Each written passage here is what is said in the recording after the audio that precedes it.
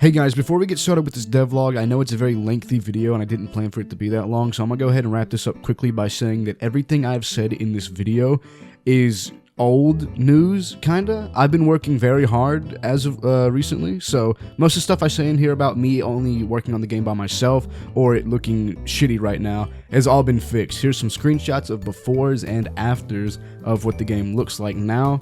I also quickly wanted to go ahead and say that there is technically no footage for this video. It's mainly just the teaser trailer on repeat in the background because I don't have any gameplay ready to go fully for recording because I want to save it for when I make a gameplay trailer. So there is gameplay made, it's just not enough to put in this devlog and not enough to put for a trailer, but that will be coming soon. The game is going by very fast, so don't even worry about it. We got an actual team behind us, let's go. Anyways, enjoy the devlog. What's going on, boys and girls? Oh, Jesus Christ. What's going on, everybody? It's me, Void. Welcome back to my channel. If you haven't seen recently, I have uploaded SCP Beneath the Surface teaser trailer. That was a few days ago. If you've not seen it, go ahead and check it out. If you have seen it, well, you're in the know it all. If you've not seen it, like I said, go check it out.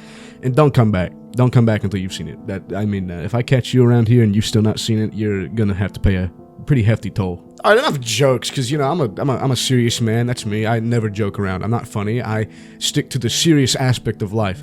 I almost fucking choked. This video isn't going to be really anything like, I guess, super interesting unless you're into SCP game development or something like that. So yeah, if this isn't your style, sorry bud. But I'm here to talk about SCP Beneath the Surface, the game I'm working on. I've been working on this game for about 5 months now. It's been my passion project ever since, and I really am excited to get it done. Enough of it is almost done to the point where I can release a very early, buggy little alpha beta test thing. I don't know how it's called.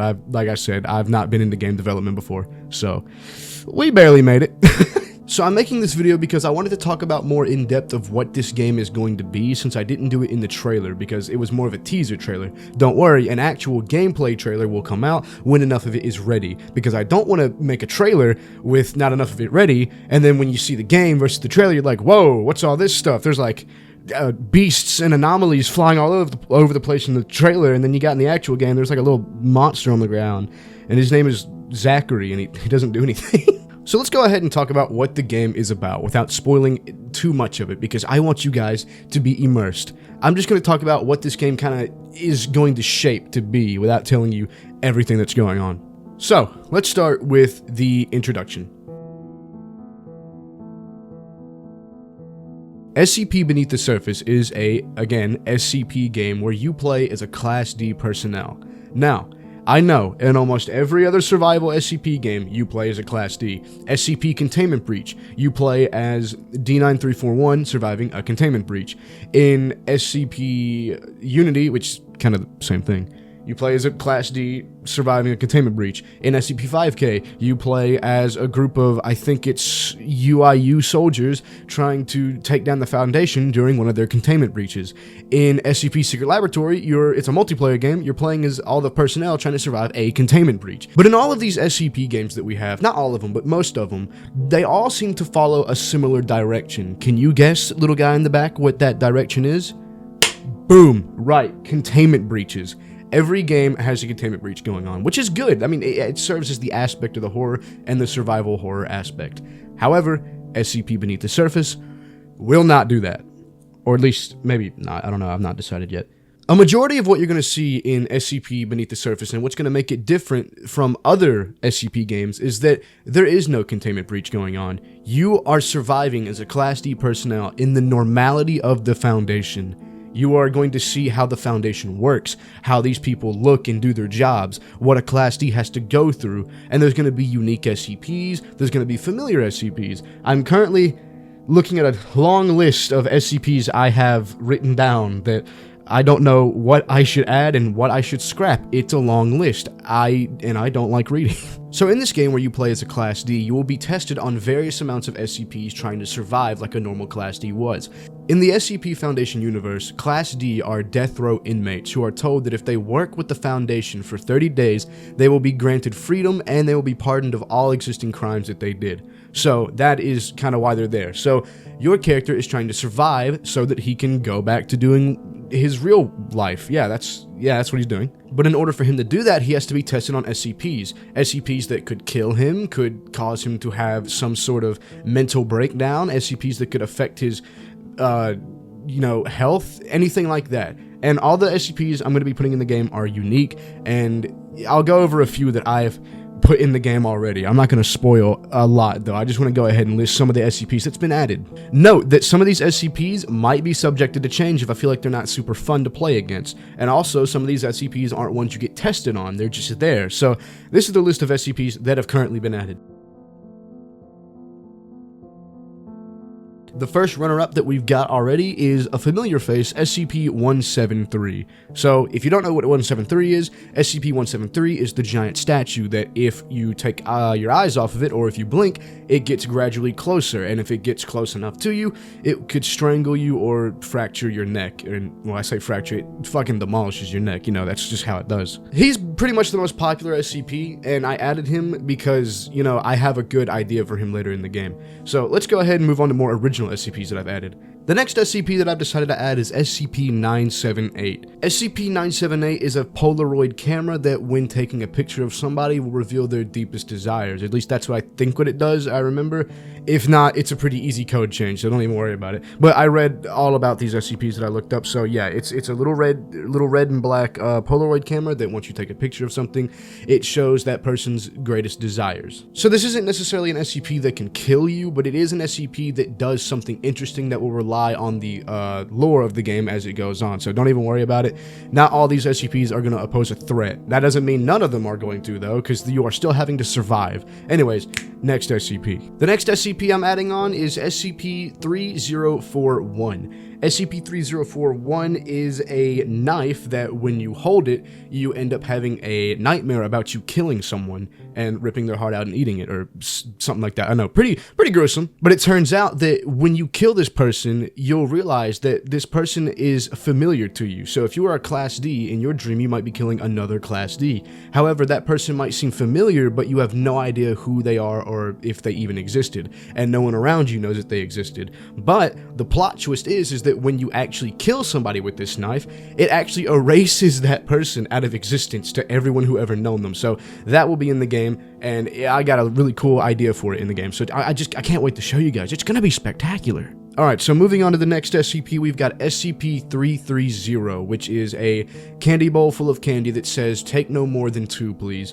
And when someone takes more than 2 pieces of candy, their arms are severed from the wrist and fall on the ground, and they bleed out.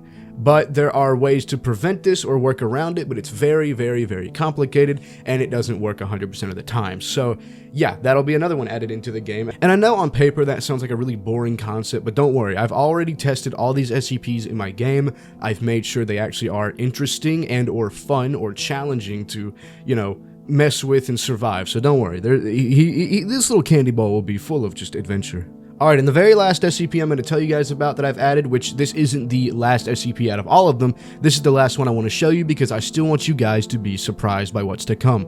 We've got SCP-983. SCP-983 is a vintage toy monkey that has a bell and a little dinger in his hand, right? And if the subject who approaches it has their birthday that day, it will sing happy birthday to them. However, the more times it sings happy birthday, the older the subject gets. So say it's sung it, 50 times, you would be 50 years older. So yeah, it's pretty deadly. However, if the person now can sing along with it perfectly, it will drop them a piece of candy that reverts all aging effects, so they'll go back to normal. And yes, I want to talk about this SCP for a second. This stupid little ape bastard has been the hardest thing I have ever had to code in my life because of the way I made him in the game, alright? I've changed it from here, so I'm about to tell you the original concept of what I had, which is something I've changed now because this was difficult to code and it never worked, and it took me 4 days to work on this SCP alone. 4 days! Originally, how you would combat this SCP in my game is that when you go up to it, it would be, the birthday of the character, right? And once you go up against it, it would start to sing happy birthday, and a skill check would appear on screen. A circle with a red line and a green safe area. The safe area would randomize every time you play, so it would go somewhere around the circle. And if you press spacebar when the line goes in the safe area, then your character would sing happy birthday along with it. If you missed, you would start to get older, and you would fail to sing with it. And it sang this 10 times, and you could only miss 3 times. And if you miss 3 times, you die. And setting that up wasn't the hard part. That wasn't the hard part. The hard part was making the effects appear on screen of you getting older and of them reverting when it drops the candy. I spent 3 days trying to figure that out. And guess what? I did figure it out. I compiled the script. It was working perfectly. I saved my project, closed it, opened it the next day. The effects aren't playing. I couldn't explain it to you how that is possible, but the effects were not playing. So I scrapped that idea, and I have another idea written out right now that I will not describe. And if it doesn't work, I'm going back to the fucking skill check. That's all the SCPs I'm going to go ahead and list for you because I don't want to list too many. But yeah, this game is in very heavy, like, steady development. I'm very happy with the way things are going, and I imagine this will do decently. You know, it's pretty fun. I'm having fun playing it. I know that sounds biased because I made the fucking game, but I've let some of my friends test it, and they said it's alright. Of course, it's nothing like crazy, like, oh, this is a AAA studio game, because it's just me. It's just me working on it, but, you know, you can only do so much. Okay, so the next thing I wanted to get into is the gameplay system. So, how it'll work is your character will wake up in his cell, you will be escorted to an abundant amount of SCPs during the day, or janitorial work, or other work that Class D have to do. And once you complete those tasks, you'll go back to your cell, sleep, and that'll be day 1 complete. Then day 2 will start, and you'll be tested on a complete new set of SCPs. Some of it randomized, some of it set in the complete order, that way it ties along with the story. That's pretty much all I got for the gameplay aspect, but there will be twists. There will be, I think, 2 endings that are different in this game, and there will also be unique stuff that happens each time you play. So it'll all be random. So that way, you don't get the exact same experience somebody else got, to make it more unique. You're welcome. It took me forever to figure out how to do that.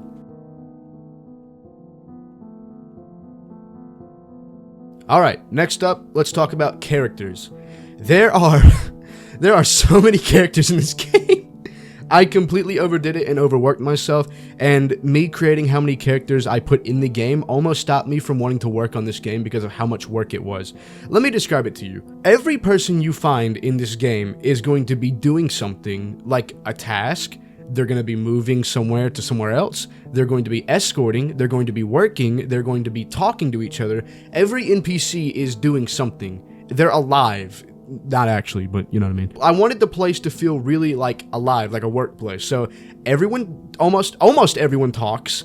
Everyone is doing something. Some people are guarding, some people are escorting, some people are doing their job, some people are drinking on the job because, you know, 9 to 5 is hard, and I'd imagine in an SCP Foundation you'd want to drink yourself to death, but you know what I mean. Everyone's doing something. And on top of that, just listen to this. I'm going to go ahead and spoil something for you. The guards that escort you have dialogue that they talk to each other with every time they escort you. And get this, it is random almost every time you play. They have new dialogue all the time. That took forever to code because I had no idea how to do that. And thank you to my friend whose name will not be mentioned for his own privacy, like he asked me to, for teaching me how to do that. You are a life savior, and I love you. In a platonic way, don't worry, I'm not gonna kiss you, not yet. But now, thanks to him and thanks to my limited knowledge of some stuff, we now have working randomization of what they'll say. And on top of that, they have conversations with each other. So say guard 1 says, I'm liking the weather today. Guard 2 won't say something completely random and go, my dog's dead, or something crazy like that. He'll respond to what guard 1 is saying. So it makes it just feel alive, because I don't want Jimmy playing the game and he's like, oh, this game was super cool, how was it for you? And his friend Billy Bob Jr. plays it and he's like, oh god, it was the exact same, that's kind of boring. So don't even complain to me about fucking similarities. Alright, this video is getting a little bit longer than I was hoping, so I'm gonna go ahead and wrap it up with this last chapter of the devlog thing. So, I have made a separate YouTube channel called Eclipsed Interactive. This is the studio that I have founded for the game, and currently it is not a studio, it is literally just me. But I'm willing to take in other employees and whatnot if they have, you know, knowledge of stuff. The problem is the problem is funding. Currently, I have no games listed out yet for sale or anything like that, so I have no funding behind my belt. So hopefully when this game gets out, it makes a little bit of money that I can pay new people who want to join the studio to help out make games. And, you know, I always take in free people. If you want to work for free, shit, just contact me. No, I'm joking. I will leave a link to the channel in the description below and in the pinned comments. Currently, there are no videos uploaded on there, but I do plan to re-upload the teaser trailer over there. That way, it actually has something on it. But yeah, that's where I'm going to be uploading devlogs, behind the scenes content, trailers for new games, etc, etc. That's pretty much what that channel is going to be. It's the official channel for any game I make. So if you want to go see the latest trailers, go subscribe to that channel because I probably won't upload them over here unless I'm talking about them. So yeah, feel free to go over there if you feel need to. Yeah, yeah. Anyways, that's going to wrap it up for today's video about me talking about it. If you've not gone and seen the trailer yet, go ahead and watch that over there. The game will be released on itch.io. There's a link to the Eclipsed Interactive website, or not website. There's a link to the Eclipsed Interactive page on itch.io where you can download the game. The page is still a you know, work in progress because I've never done this before, but it's looking pretty good so far. I'm liking how it's turning out. But yeah, you can go visit that in the link in the description and in the pinned comment. Basically, don't worry about release dates because you guys will know when it's released. As of actual release dates, I have no idea because I'm not nearly done with the whole game. I'm almost done with a, you know, maybe a test build I might put out, but other than that, the game is not complete yet, so I have no release date. I don't want to tell you like, oh, it'll come out November, fucking 35 on 2077. Like, I don't know. All right, I could say tomorrow and it'd be in 10 years. I could say 10 years and it could be done in 2 weeks.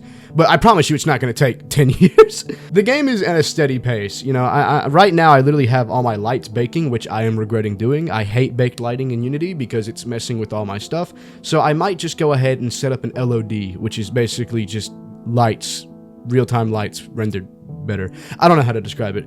Anyway, you guys have heard me ramble on enough. Stay tuned for a SCP Secret Laboratory video I'm going to be doing soon, since you guys wanted that from my Containment Breach video, which, by the way, thank you guys for the support on that. I didn't expect that series to do pretty good, but you know what? We're here now, so...